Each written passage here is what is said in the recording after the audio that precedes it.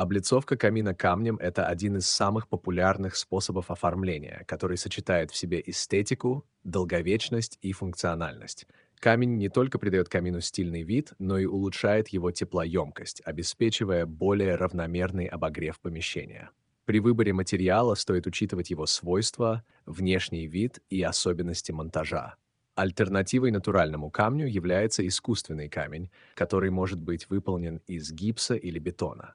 Процесс облицовки камина требует подготовки поверхности и использования термостойкого клея или раствора.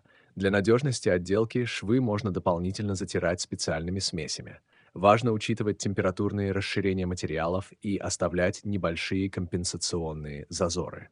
Облицовка камина камнем позволяет создать уютный и стильный интерьер. Выбор между натуральным и искусственным материалом зависит от бюджета, эстетических предпочтений и технических характеристик камина. При правильном монтаже каменная отделка прослужит долгие годы, сохраняя свой первоначальный вид и подчеркивая красоту домашнего очага.